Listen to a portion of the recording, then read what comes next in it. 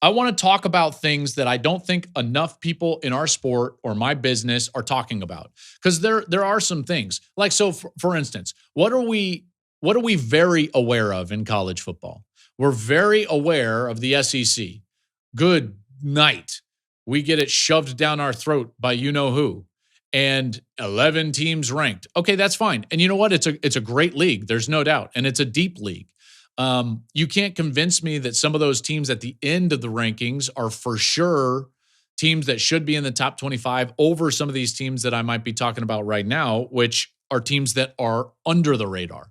So there are things that I think that we are too focused on and get shoved on us. And then there are things that I don't think anybody realize these things are happening, and we need to just have our eyes opened. Now, the first thing that I would say is everybody knows this team is great. And generally speaking, they get their flowers, but do they really? I'm talking about Oregon.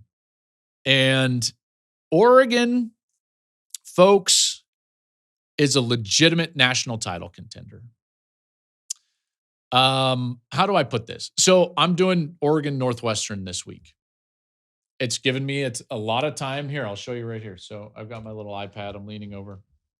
So I watch game film on my iPad all week long. And it's one of my favorite things to do. I watch games for teams that I'm not going to cover. I watch, obviously, the games of the teams that I am going to cover. The big games from the last weekend. I like to see what did Ohio State do on offense? Hey, how did LSU beat Clemson? It's awesome. Okay. So I watch all the film on my iPad. And as I'm starting to prep for this week's game, I'm like, all right, let me just start watching all the Oregon film. And it was pretty obvious very early to me that I was like, they are built exactly how you would build a team to win the national championship. This is a better version of Oregon from a year ago. This is a version of Oregon that reminds me a lot of Michigan 2 years ago and Ohio State last year. This is absolutely a team that can win it all. Dan Lanning is going to be pissed that I'm saying this. I'm sorry, Dan. I call balls and strikes. This is what I believe. They are built with power on the line of scrimmage, both sides, speed on the outside, and Dante Moore, ladies and gentlemen, is a team that I think, or a quarterback that I think could be better than the quarterbacks that Lanning has had at Oregon in the last few years. And I loved Bo Nix, and I loved Dylan Gabriel. So that's saying a lot. His ceiling is going to be higher than those guys, and he's already been there now. Remember, he transferred and sat last year behind Dylan Gabriel. So he's got enough of the offense and enough of a grasp of the offense under Will Stein, the offensive coordinator, that they're already doing things that Dylan Gabriel never got to, because Gabriel had to come in and learn the offense so fast for his first year. So this is more of what they ran schematically under Bo Nix, and yet this is not a knock against Nix, who I think is doing a hell of a job. I know he didn't play great last Sunday against the Titans, but Denver won. This guy started as a rookie. He was a first-round draft pick, and Dante Moore has more talent than he does. He just does. His arm talent jumps off the tape. His ceiling is higher. They've got a stable of running backs. And what I really love about Oregon is how they're built defensively.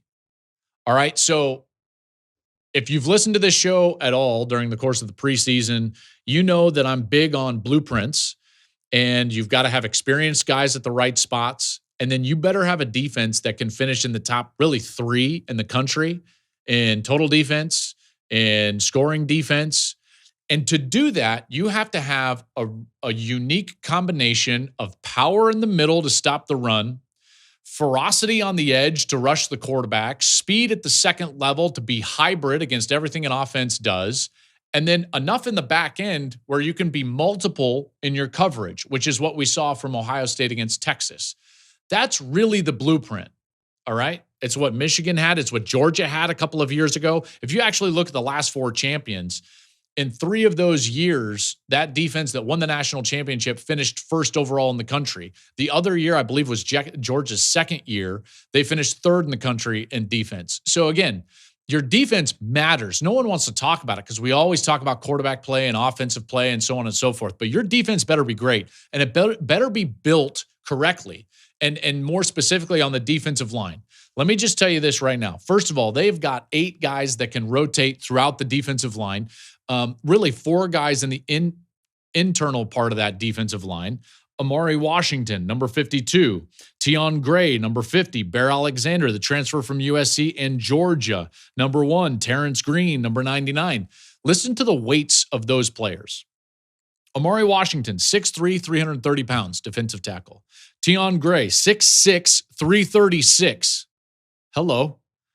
Terrence Green, 6'5", 330. Bear Alexander, smallest of the group, 6'3", 302. Good luck running the football against Oregon. Like, what? That reminds me of Michigan a couple of years ago, a rotation of guys that were terrific. Jenkins and Grant and all of these guys, like they could just roll guys through. On the outside, they've got pass rushers. I'm a big fan of Dylan Thieneman, the transfer from Purdue, the safety that they've got. On the offensive line, they rebuilt the offensive line. 3 transfers on the offensive line, and I watched that offensive line, and I'm like, that's the best offensive line I've seen on film so far. Isaiah World, transfer from Nevada at left tackle. Pregnon, transfer from USC at left guard. Harkey, the transfer from Texas State at right tackle. He's 6'6", 327. I'm just telling you guys right now. Oregon might win it all. And I don't think anybody is talking about that. All due respect to Ohio State, who beat Texas. All due respect to Texas, who's developing and getting better, obviously, after their loss to Ohio State. Of the teams that I have watched on film, that's the best team I've seen on film. I've watched the Clemson LSU game. I watched the Florida State Alabama game. I've watched Georgia on film. I watched Notre Dame Miami on film. That's the best team I've seen on film. I'm just saying. How about another team that no one's talking about that maybe we should be talking about? I'm going to go with USC. Nobody talking about USC. They're sitting at 30th in the AP poll. So not even really close to the top 25. They would have to pass 4 other teams who are getting votes. First and foremost, no drama at USC. And I think that that's a big deal for Lincoln Riley over the first 2 games. Granted, lesser opponents. I understand that. But again, let's go back to the fact that some people are taking care of business against lesser opponents and some people aren't. So if we're going to give credit where it's due, they've taken care of lesser opponents. But it's really how they're doing it. If you've listened to this show for any amount of time and listened to my opinion of Lincoln Riley as a head coach and his tenure at USC, you will know that my biggest knock against USC under Riley is that they have not run the football well enough to be what he was at Oklahoma. It has not looked the same. And it's been more of the passing side of the Riley offense rather than the running side. Now, small differences, but they pop up in the numbers. Let's take a look at the numbers.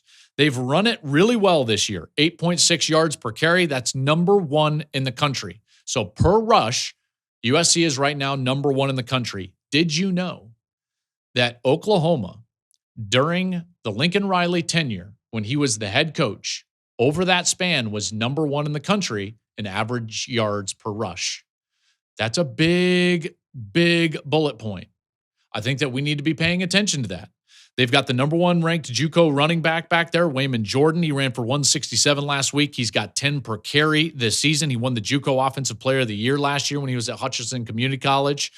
That's a good offense. It also has to be coupled with the ability to throw the ball. And Maava right now, 3rd in the country throwing the football. Guess where OU generally was, all of those quarterbacks, when they were winning? Guys like Baker and Kyler and Jalen Hurts, around 3rd in the country throwing the football. In fact, that's exactly where Baker Mayfield was when they went on that run and lost in the semifinal to Georgia. They've got Mekhi Lemon on the outside. Like these guys are still really good. I know that there was some transfers, but nobody's talking about them. And I think that that's just fine for them. I know it hasn't been great competition. I understand that. But the blueprint for how Lincoln Riley succeeds in this sport is there. a quarterback that can play at the top end, throwing the football, and a running game that is dominant, not just good, but is dominant. Again, they are aligning from a statistical perspective to what they did at Oklahoma during the quality run. They get Purdue on the road this week. They host Michigan State before they go on the road to number 9 Illinois. Good chance of being 4-0 going into that one, and that's a game that I think we've got a good chance of calling. So I'm excited about that. Thank you for watching the Joel Klatt Show YouTube channel. And if you liked this clip, make sure to like it and subscribe to the channel, and you can stay up to date on all of my college football coverage.